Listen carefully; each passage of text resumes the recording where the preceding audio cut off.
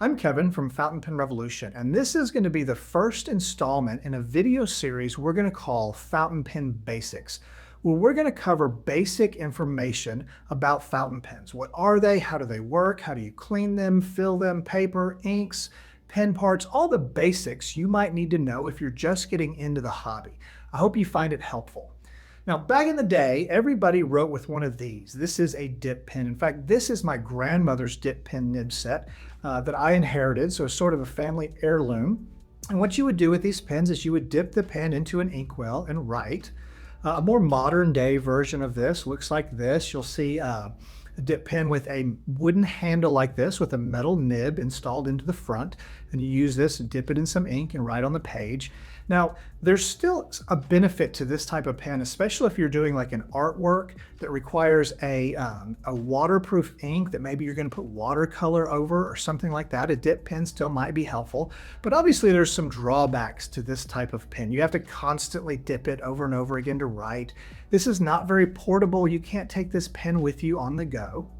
So because of that, in the 1880s, the fountain pen started to become popular. Now, a fountain pen has a metal nib, just like the dip pen does, but there is a feed behind the nib, and that feed feeds ink from an ink supply that is in the barrel of the pen. Therefore, with a fountain pen, you get a continuous ink supply. That's obviously a huge benefit compared to a dip pen nib. That also means you could cap this pen and you could transport it and you could take it with you. But there were still some drawbacks to the fountain pen. Fountain pen ink is water-based, so it's runny, and therefore fountain pens can be leaky. They can leak in your pocket. They're the reason pocket protectors were invented.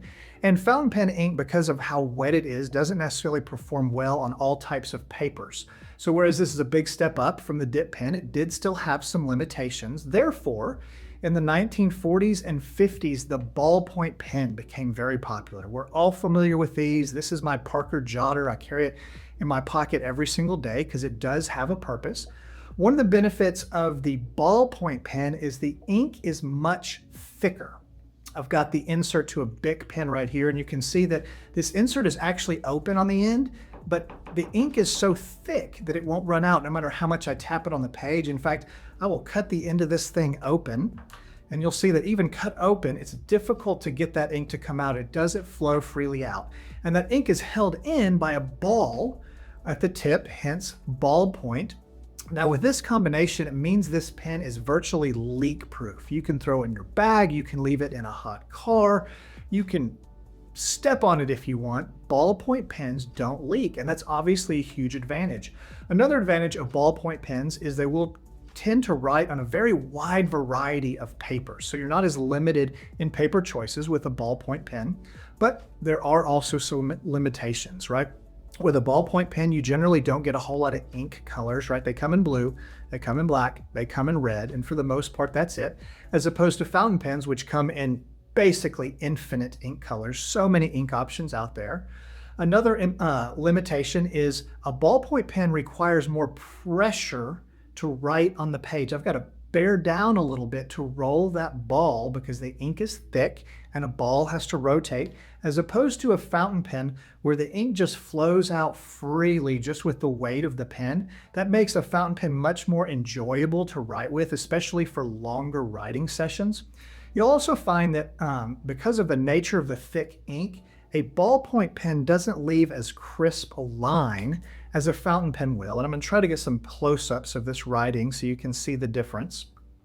So whereas a ballpoint pen has some advantages, it also has some disadvantages compared to a fountain pen. Another advantage of the fountain pen is you get all sorts of line widths, right? Generally with a ballpoint pen, they're pretty much the same line width, but with a fountain pen, you get an extra fine, you get a medium, a broad, a double broad, a stub, a flex. If you don't know what some of those are, don't worry. We're gonna have a future video about nib tippings. Then in the 1980s, the rollerball became popular. Now the rollerball is very similar to the ballpoint pen, and then it still has a ball tipping that you have to roll on the front, but rollerball or gel pen ink is much more wet and free-flowing compared to ballpoint pen ink. This is a Pilot G2 refill, probably the most popular gel pen on the market. And if I cut this one open, like I did the ball pen, I'm going to try not to make a giant mess. But if I cut this open, there we go. You see that ink, boy, that really flows out a lot easier. Now, not as much as a fountain pen, but it's much wetter than a ballpoint pen. As a result of this, you don't have to use quite as much pressure with a rollerball pen as you do compared to a ball pen. That ink flows out of there with a little bit of pressure, but not as much as a ballpoint pen. So I like to think of a rollerball pen as like halfway between a ballpoint pen and a fountain pen. It requires less pressure than a ballpoint pen, but a little bit more pressure than a fountain pen. What are the drawbacks? Again, you're kind of limited in colors. For the most part, rollerball pens are your typical blue, black, and red, as opposed to fountain pens that have all those color options. And one thing that's true of both rollerball pens and ballpoint pens is they're generally disposable. You use it up and you throw it away. So it does create more waste versus a fountain pen, if it's well maintained, will last you your entire life. So whereas all of these writing instruments probably deserve a role somewhere in your writing lineup, for longer writing sessions, I really prefer a fountain pen over any of these other pens because it flows so much more smoothly across the paper. I don't have to bear down. It doesn't take as much energy, doesn't wear my hand out as much. It's really nice to have all the extra ink color options, right? You can shop for the ink that you think is perfect for your occasion. It's great that you have all these nib options. You can write with a thicker line or a thinner line. We'll talk about nibs again in a future video. It's great that fountain pens aren't wasteful as much, right? If you maintain a fountain pen, it should last you your whole life. I find that fountain pens help my handwriting look much better because I don't have to bear down and use so much effort when writing. So that's a benefit you might find. But note that there are some drawbacks, right? Fountain pens do require a little nicer paper a lot of times. Otherwise, the line might look fuzzy or feather a little bit. Fountain pens do require maintenance. We're going to talk about that in a future video, but you're going to have to clean them out every once in a while. You're going to have to refill them.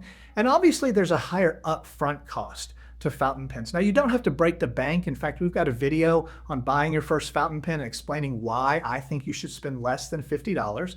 But it's going to be more expensive than a 25-cent Bic or a $1.50 rollerball pen, right? So there's going to be more upfront cost to a fountain pen. I hope you found this helpful. If so, please consider following us and please stick around for the next installment of our video series where we're going to talk about the anatomy, the parts and the terminology, the anatomy of fountain pens.